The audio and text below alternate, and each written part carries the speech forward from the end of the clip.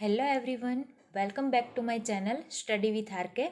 Today in this video, we will look at a very important question, cultivation of viruses, or you can say isolation of viruses.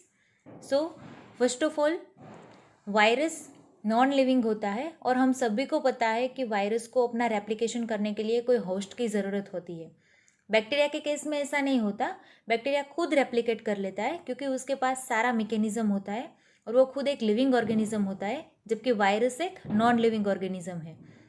उसके पास एक protein code या फिर एक nucleic acid होता है, इसके लिए उसको किसी होस्ट की ज़रूरत पड़ती है रेप्लिकेशन के लिए।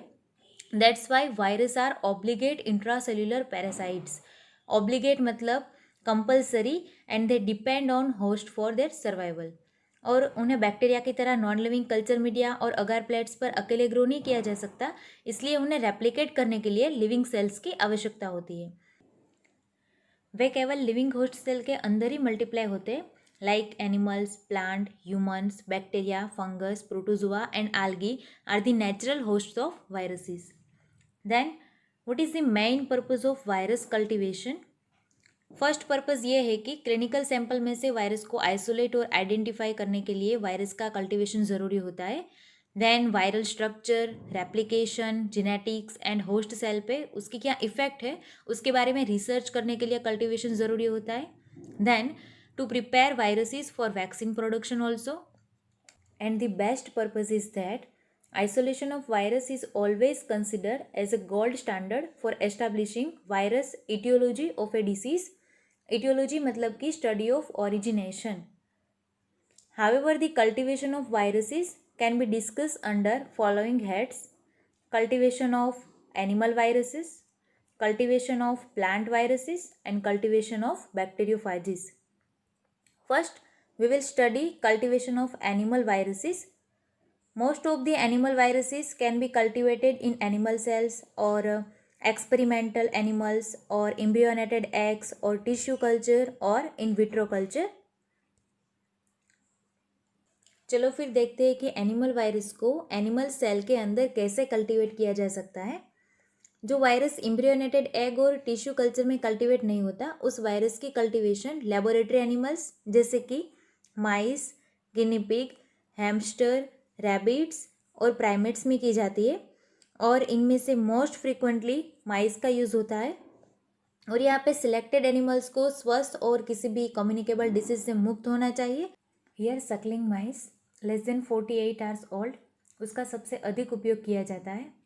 सकलिंग माइस मतलब कि infant mice that is still taking milk from the mother. There are 4 different ways of inoculation in mice are intracerebral, subcutaneous, intraperitoneal and intranasal. Here inoculation मतलब कि introduction of a particular substance. हम किसी substance और solution को किसी animal या living cell में introduce कराते हैं, that is called inoculation. Here first one is intracerebral. यहाँ पे हमें माइस के सेरिब्रम पोर्शन के अंदर वायरस को इनोक्यूलेट करना है। यहाँ इमेज में आप देख सकते हैं कि सेरिब्रम ब्रेन का अपर मोस्ट पार्ट होता है, सो हमें एग्जिट वहाँ पे इनोक्यूलेट करना है। Then second way is subcutaneous. Subcutaneous मतलब कि under the skin. So subcutaneous injection में हमें वायरस को स्किन के नीचे निडल थ्रू इंजेक्ट करना होता है। Then third one is intraperitoneal मतलब कि particular area that contains the abdominal organ. So यहाँ पे हमें माइस की पेरिटोनियम मतलब कि एब्डोमिनल ऑर्गन में वायरस को इंजेक्ट करना होता है। Then fourth way is intranasal मतलब कि माइस के नजल स्ट्रक्चर में नोज थ्रू वायरस को एडमिनिस्टर करना है। सो ये 4 तरीकों से हम वायरस को एनिमल के अंदर इनोक्यूलेट कर सकते हैं। After inoculation virus particular host में मल्टीप्लाई होगा, मतलब कि वायरस के नंबर इंक्रीज होंगे एंड देन आफ्टर होस्ट में डिसीज डेवलप होगा और होस्ट को बीमार कर देगा। Then animals are observe for symptoms of disease and death. At the end of incubation period the animals are slaughtered मतलब कि उसे काटा जाता है और अच्छी तरह से वॉश किया जाता है और फिर इन एनिमल्स के टिश्यू में से वायरस को आइसोलेट और प्यूरिफाइड किया जाता है। येलो फीवर वायरस की स्टडी के लिए ह्यूमन वॉलंटियर्स पर लाइव इनोक्यूलेशन का पहली बार उपयोग किया गया था। Then what is advantages of animal inoculation, animal inoculations के क्या क्या फ़ायदे होते हैं। पहले तो डायग्नोसिस मतलब कि निदान, पैथोजेनेसिस मतलब कि manners of development of disease and clinical symptoms निर्धारित किए जाते हैं। देन एंटीबॉडी के उत्पादन की पहचान की जाती है। देन कुछ वायरस का प्राइमरी आइसोलेशन किया जाता है। देन माइस यानी कि चूहे वायरल रेप्लिकेशन मतलब कि वायरल प्रतिकृति का अध्ययन करने के लिए एक रिलायबल मॉडल प्रदान करते हैं। Then immune responses, epidemiology and oncogenesis के अध्ययन के लिए उपयोग किया जाता है। अब हम जानते हैं कि सभी सिक्कों के दो पहलू होते हैं, इसलिए जहाँ एडवांटेजेस है वही कुछ डिसएडवांटेजेस भी है। Let's see disadvantages of animal inoculation. पहला डिसएडवांटेज ये है कि ये एनिमल का मेंटेनेंस बहुत ही एक्सपेंसिव और डिफ़िकल्ट होता है। सेकंड डिसएडवांटेज ये है कि पर्टिकुलर वायरस के लिए एनिमल को चुनने में डिफ़िकल्टी होती है, क्योंकि पर्टिकुलर वायरस पर्टिकुलर एनिमल में ही रेप्लिकेट होता है, वो सभी एनिमल में रेप्लिकेट नहीं हो सकता। थर्ड डिसएडवांटेज ये है कि कुछ ह्यूमन वायरस एनिमल में ग्रो नहीं हो पाते, और अगर एनिमल में ग्रो हो भी गए तो फिर डिजीज़ नहीं कर पाते। फोर्थ डिसएडवांटेज ये है कि वैक्सीन डेवलपमेंट के लिए mice do not provide model because it will lead to generation of escape mutants, and कई बार एनिमल वेलफेयर सिस्टम के रिलेटेड कुछ इश्यूज भी हो सकते हैं। अब नेक्स्ट देखते हैं कि एनिमल वायरस को चिक एम्ब्रियो में कैसे कल्टीवेट किया जा सकता है। फर्स्ट टाइम इन 1931 में गुड पास्चर साइंटिस्ट ने वायरस को कल्टीवेट करने के लिए एम्ब्रियोनेटेड हैंड्स एग का यूज़ किया था। एम्ब्रियोनेटेड एग में वायरस की कल्टीवेशन की प्रोसेस एग के टाइप पे डिपेंड करती है। यहाँ पे मैंने शॉर्ट पॉइंट्स में इस प्रोसीजर को मेंशन किया है। So first of all viruses are inoculated into chick embryo of 7 to 12 days old। Then after for inoculation हमें क्या करना है, पहले तो एग को कल्टीवेशन के लिए प्रिपेयर करना है। उसमें हमें एग की शेल सरफेस को आयोडीन से डिसइंफेक्ट करना है। इसके बाद स्मॉल स्टेराइल ड्रिल्स की मदद से हमें वायरस को एग में पेनिट्रेट करना है। आफ्टर इनोक्यूलेशन जहाँ पे हमने ड्रिलिंग की थी वहाँ पे ओपनिंग होगा, सो वहाँ पे जिलेटिन और पैराफिन की हेल्प से हमें उसे सील करना है और उसे 2 या 3 दिन तक 36 डिग्री सेल्सियस पे इंक्यूबेट करना है। आफ्टर इंक्यूबेशन एग को ब्रेक करके उसकी टिश्यू में से वायरस को आइसोलेट करना है। सो इस तरीके से हम चिक एम्ब्रियो में से वायरस को कल्टीवेट कर सकते हैं। एग एम्ब्रियो में वायरल ग्रोथ एंड मल्टीप्लिकेशन हुआ है कि नहीं वो हमें कैसे पता चलेगा, तो आइदर एम्ब्रियो की डेथ हो जाएगी और एम्ब्रियल सेल डैमेज हो जाएंगे और एग मेम्ब्रेन पे टिपिकल लीजन और पॉक फॉर्मेशन होंगे। सो ये सारे इंडिकेशंस हमें इंडिकेट करते हैं कि viral growth and multiplication egg embryo में हुआ है। Here we can cultivate virus in various part of egg like chorioallantoic membrane, it's also known as CAM, allantoic cavity, amniotic cavity and yolk sac. Here you can see in this image there are various parts of eggs like embryo, amniotic cavity, chorioallantoic membrane, yolk sac, allantoic cavity, and this outer membrane of egg is known as shell, and the inner membrane of cell stick to the albumin. In chorioallantoic membrane, inoculation is mainly growing pox virus. You can see in this image here chorioallantoic membrane is an extra embryonic membrane. सो हमें egg के इस portion में virus को inoculate करना है। After inoculation and incubation हमें legion दिखाई देगा, उसे पॉक्स भी कहते हैं, which is grey white area in transparent CAM. Herpes simplex virus is also grown. Single virus gives single pox. This method is suitable for plaque study. So what is plaque? Plaque is a clear area in a lawn of host cell that result from the lysis of host cell by viruses. Here you can see that this is bacterial lawn growth and this one is plaques. यहाँ पे virus जो होते हैं वो bacterial cell को lysis कर देते हैं और उस जगह पे हमें क्लियर एरिया और क्लियर जोन दिखाई देता है, that is called प्लैक्स. In allantoic cavity inoculation is mainly done for production of vaccine of influenza virus, mumps virus, yellow fever virus and rabies virus. Most of avian virus can be isolated using this method. avian viruses मतलब कि it's strain of influenza virus जो primarily birds को infect करता है. Here you can see in this image, this one is allantoic cavity and this one is amniotic sac. You can see that it's a hollow sac like structure which filled with clear fluid. Allantoic cavity culture के virus का mainly use vaccine preparation में भी होता है. In amniotic sac inoculation is mainly for influenza virus and the mumps virus. Then आप इस image में देख सकते हैं कि ये close sac like structure amniotic cavity है जो इम्ब्रियो और एमनियोन के बीच में है. देन एग इम्ब्रियो में वायरस का ग्रोथ एंड रेप्लिकेशन हुआ है कि नहीं वो हम hemagglutination assay through detect कर सकते हैं. So what is hemagglutination assay? तो अगर एग इम्ब्रियो में वायरस का ग्रोथ और रेप्लिकेशन होगा तो वायरस ये इम्ब्रियो के रेड ब्लड सेल को एग्लूटिनेट कर देगा एंड क्लम्पिंग फॉर्मेशन हो जाएगी. This clumping is known as hemagglutination. Then in yolk sac inoculation is a very simplest method for growth and multiplication of virus. Herpes virus is cultured by inoculating in yolk sac.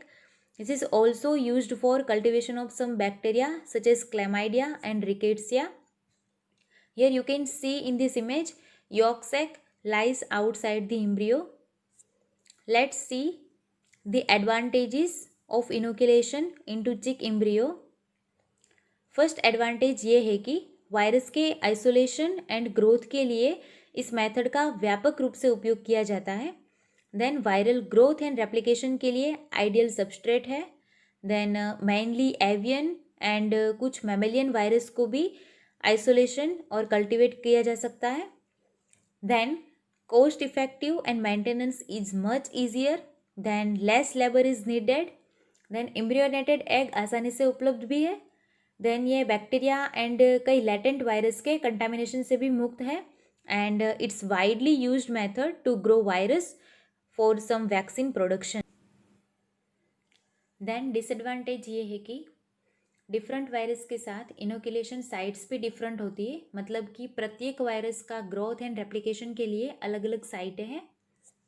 Next देखते हैं कि animal virus को tissue culture और in vitro culture में कैसे cultivate कर सकते हैं. This technique is most commonly use technique for cultivation of virus. Different type of tissue culture are use to grow viruses. Tissue culture can be of 3 different types as follows: organ culture, explant culture and cell culture. First one is organ culture. चलो देखते हैं कि organ culture का use करके हम virus को कैसे cultivate कर सकते हैं. बहुत पहले कुछ वायरस के आइसोलेशन के लिए इस्तेमाल किया गया था जो कुछ टिश्यू ऑर्गन के लिए एफिनिटी दिखाते हैं. For example corona virus a respiratory pathogen was isolated in the tracheal ring organ culture. Then इस मेथड में ऑर्गन के छोटे छोटे हिस्सों को उनकी ओरिजिनल मॉर्फोलॉजी और फंक्शन को प्रिजर्व करके दिनों और हफ्तों तक लैब में इन विट्रो कंडीशन में मेंटेन किया जाता है. आजकल ऑर्गन कल्चर का उपयोग नहीं किया जाता. Then second one is explant culture. इसमें ह्यूमन और एनिमल के टिश्यू के छोटे टुकड़ों को निकाला जाता है और वायरस कल्चर के लिए उपयोग किया जाता है. इस टेक्निक का उपयोग बहुत ही कम किया जाता है. इससे पहले एडेनोइड टिश्यू एक्सप्लांट कल्चर का उपयोग एडेनो वायरस के आइसोलेशन के लिए किया गया था. यह मेथड अब शायद ही कभी वायरोलॉजी में उपयोग की जाती है. Then third one is cell culture. This is the most commonly use technique in plant tissue culture. Cell culture is now routinely use for growing viruses. इस मेथड में टिश्यू को कंपोनेंट सेल में dissociate करना है by treated with proteolytic enzymes like trypsin.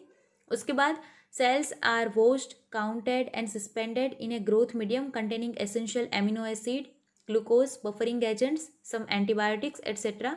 Then during the incubation, cell divides and spread out on the glass surface to form a confluent monolayer of cells which is now used for virus culture.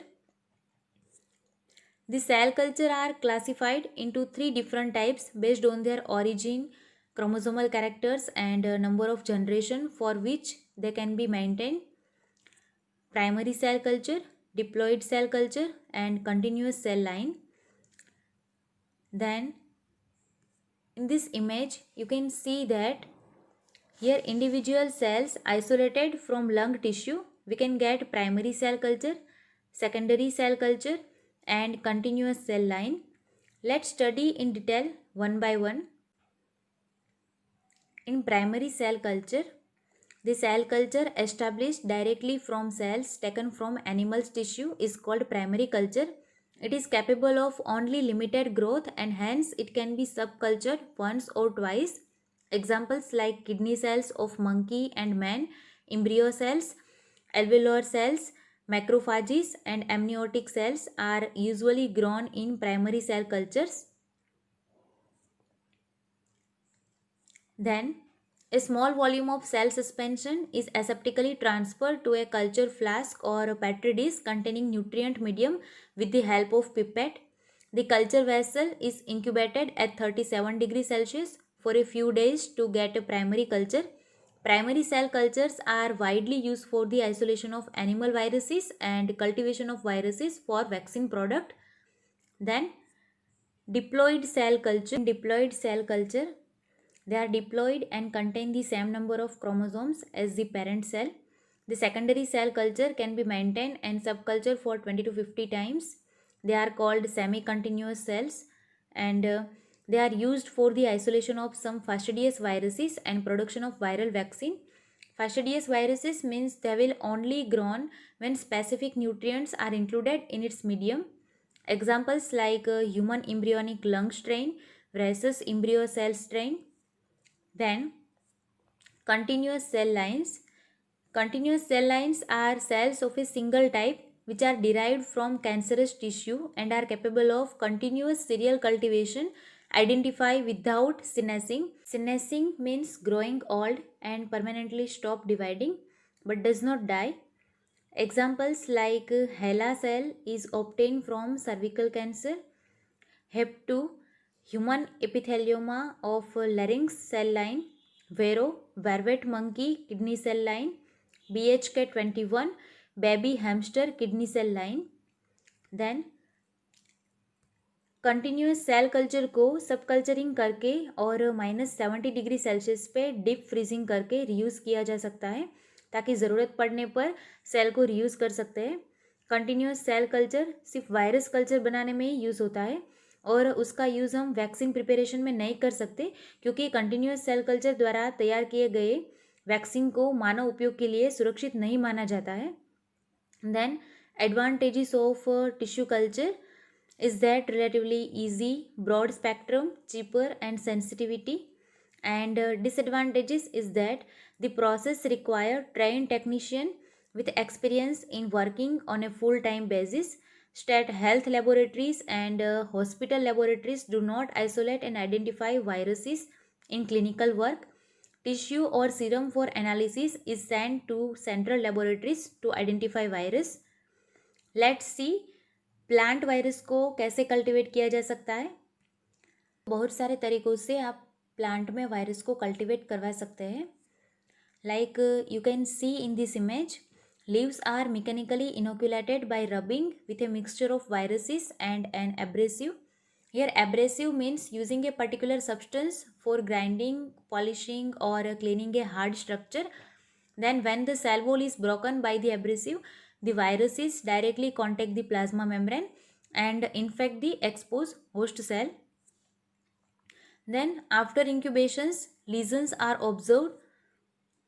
A localized necrotic lesions often develops due to the rapid death of cells in the infected area. Then some plants viruses can be transmitted only if a diseased part is grafted onto a healthy plant. Here grafting means transplant. यहाँ पे आप image में देख सकते हैं कि हमने disease plant में से पर्टिकुलर पोर्शन निकाल कर उसे हेल्दी प्लांट में ट्रांसप्लांट किया है. Here we are using paraffin for cover this area.